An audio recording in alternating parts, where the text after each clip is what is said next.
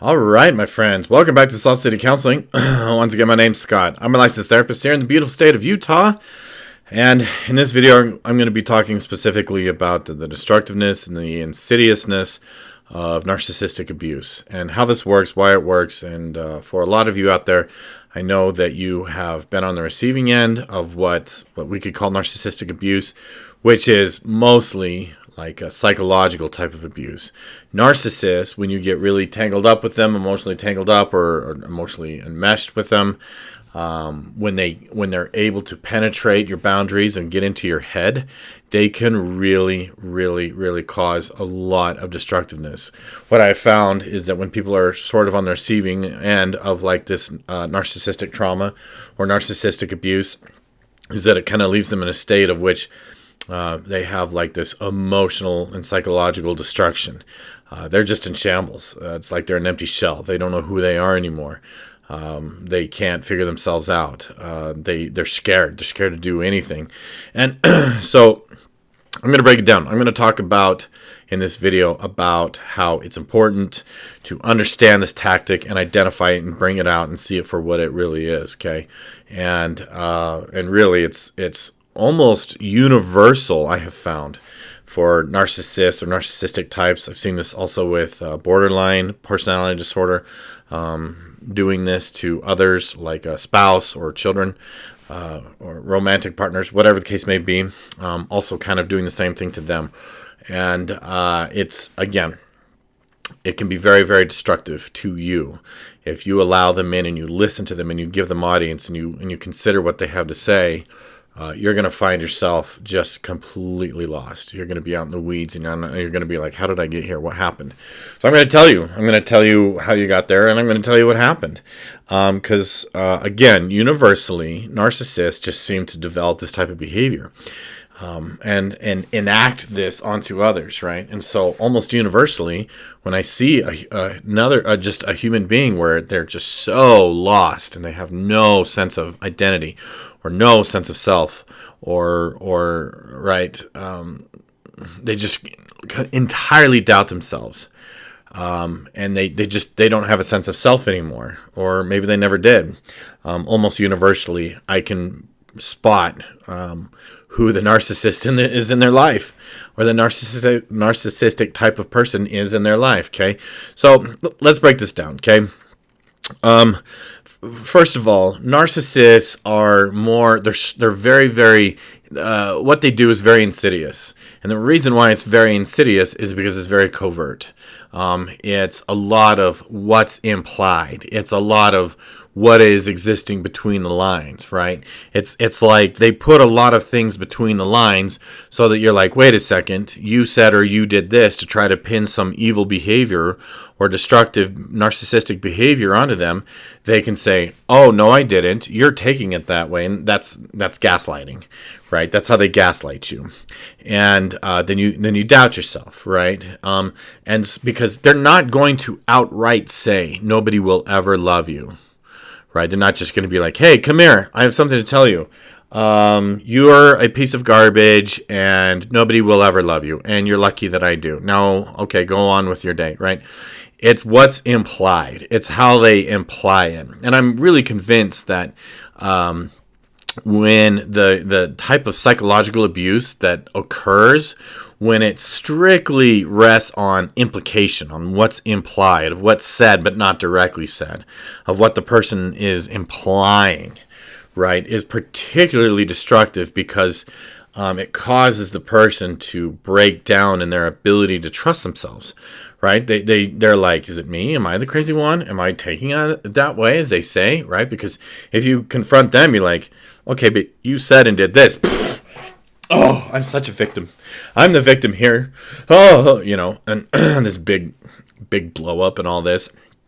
And so what they do is they start implying a lot of things. And so it's like they're able to implant, almost like inception, right? They're incepting or implanting these ideas or these beliefs or these notions into your mind, into your psyche. And you don't even necessarily notice that they're doing it, right? Because that's just the insidiousness of that narcissistic abuse and that narcissistic trauma, right? And so there's really one big lie here that they're able to put into your brain and implant into you, that they're able to use inception of sorts to put into your brain. And there are a few variations, sort of, but the main lie that they're able to implant into your head is this: I see things in you that you don't see, and they're horrible things, and if other people saw them, they wouldn't love you. They would reject you, they would abandon you, they would hate you. They would see you for the piece of useless garbage that you are, okay? And again, without directly saying those things, these are the ideas that get implanted into your mind, right? And so it leaves a person in a state of wondering, like, well, I'm not sure what it is. What is it about me that people see and they hate? Why do they reject me? Why do they abandon me? Why do they automatically hate me? What are they seeing that I'm not seeing? What is it? And at the same time, while they wonder what that thing is, they're afraid to actually look for it. Okay, what is it that they are supposedly saying that people actually do see in me and hate me for? And the truth of the matter is, it's nothing. It's nothing. There's nothing there. They've just implanted this lie into your psyche, and the truth of the matter is, if you want to get really deep, is they're projecting. They are implanting their fear into you, because this is what they believe about themselves. If other people saw this thing about me, they would also hate me, reject me. I'm unlovable. People don't love me, and for them, those fears they're totally buried. They're just buried so deep they refuse to acknowledge them or look at them or even acknowledge the possibility that they might exist, because they are so intensely afraid of what could be true or what might be true or probably is true about them that they bury it and then they project it onto you and they implant it into you. So this destructive lie, right? People live with it. And it's not even that they implant this lie, they implant the fear of looking at this lie. When in fact, that is going to help you a lot, is to take an honest look at what is it about me, if anything, that they're referring to. Let's look at it. Let's take an honest look at it. Let's search for it. Let's hunt it. Let's hunt it down. Let's pull it out. Let's get it out into the open. Let's expose it for what it is. And I guarantee you, pretty much most of the time, you'll find that it's nothing. Really, that you have this lie that is just basically insulated by a whole bunch of fear. Layers and layers of fears. And I really think that this is why being on the receiving end of this type of narcissism is so destructive, is that they're able to implant these destructive beliefs, ideas, and fears into your brain, into your psyche, and I don't even think they do it deliberately. I really don't. I don't think it's planned. I don't think they do it on purpose. Not in the least bit. In fact, I think that for the most part, they just fly by their afraid pants. They put on their fear pants every day. This metaphor isn't working for me, but you understand what I'm saying. They just operate under this intense fear of rejection and abandonment. And with narcissists, it's an intense fear of vulnerability. They will avoid any vulnerability at absolute all costs, right? The absurd, insane loss of touch with reality costs to avoid that vulnerability.